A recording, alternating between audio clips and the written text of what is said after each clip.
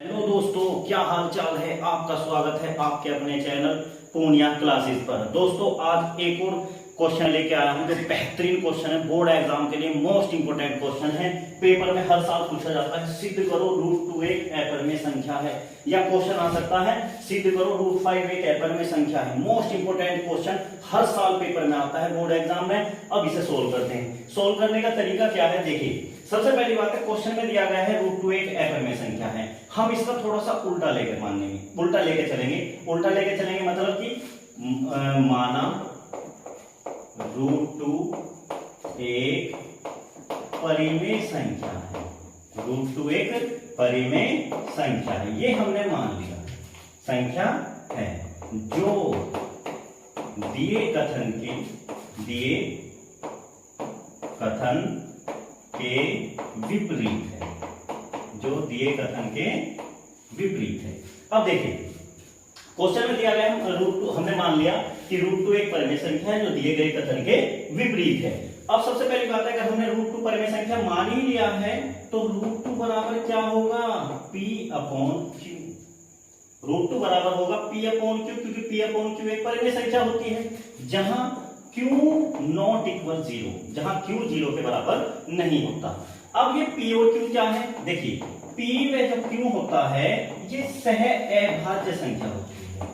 सह अभाज्य संख्या, सह अभाज्य संख्या क्या होती है, सह अभाज्य संख्या वह होती है जिसका सिर्फ एक गुणनखंड हो, जो सिर्फ एक से कट सके, मतलब जो एक दूसरे से कभी ना कटे, वो आपकी क्या होती है, सह अभाज्य संख्या होती है। अब हम क्या करेंगे, यहां से रूट खत्म करेंगे। रूट खत्म करने के लिए हमें क्या करना पड़ेगा, दोनों पक्षों का वर्ग करने पर, दोनों पक्षों का वर्ग करने पर हम दोनों पक्षों का वर्ग करेंगे। इसका मतलब यह है √2 का स्क्वायर करेंगे और P/Q का स्क्वायर करेंगे। स्क्वायर से रूट कैंसिल, तो यानी हमारा कितना बचा, 2 बचा। ये कितना बचा, P²/Q²। Q² इधर आएगा तो Q² इक्वल में हो जाएगा P²/2। ये इक्वेशन बन गई फर्स्ट वाली। इसकी शर्त क्या होती है, इसकी शर्त ये है कि P² 2 से विभाजित है, यानी हम लिख सकते हैं कि P² 2 से विभाजित है या विभाजित होगा। अगर P² 2 से विभाजित है तो भाई 2 से भी तो P विभाजित होगा। सपोज करो मैं P² यानी कि मैं यहां पे ले रहा हूं 4/2, 2 से 2 दूनी 4। इसी तरीके से 4 किसका वर्ग है, 2 को अगर 2 से भाग दो तो 2 एकम 2, यानी कि इसका मतलब ये है कि P भी 2 से विभाजित होगा। ठीक है भाई, ठीक है भाई, ये हमारी समीकरण 1 होगी। अब बात करते हैं, देखिए क्या कि जो हमने यहां पे P² है, इस P की जगह हम कोई पूर्णांक मान लेते हैं। अगर जैसे कह रहा है √2 एक अपरिमेय संख्या है तो P की जगह आप 2C मान लो, तो हम यहां पे लिखेंगे माना P/2C एक पूर्णांक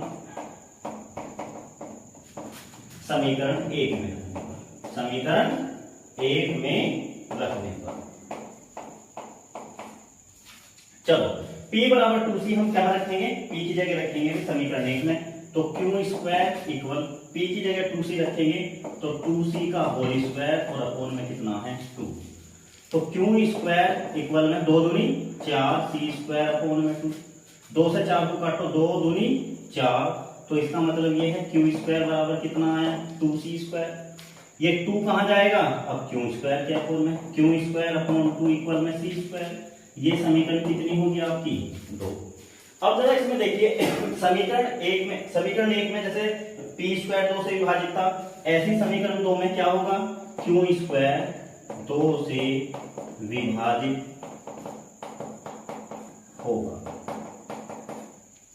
तब देखिए, तब Q भी 2 से विभाजित होगा।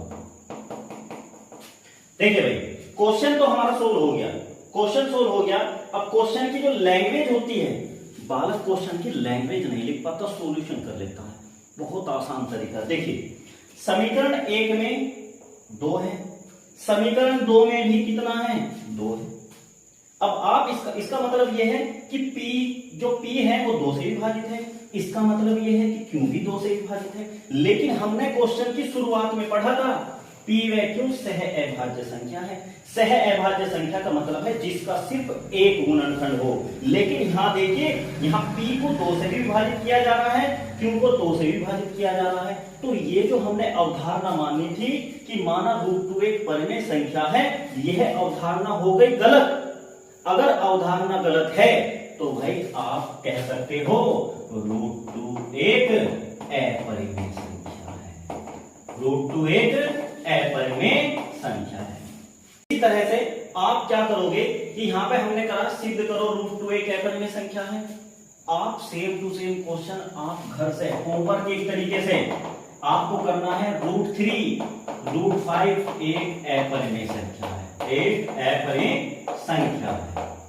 ठीक है, और इस क्वेश्चन को सोल्व करके आप अपने कमेंट दीजिए, क्या आपको क्वेश्चन समझ में आया, क्या ये जो हमने सॉल्यूशन किया ये आपको बेहतरीन लगा। तो ज्यादा से ज्यादा आप इस वीडियो को शेयर करें, कमेंट करें।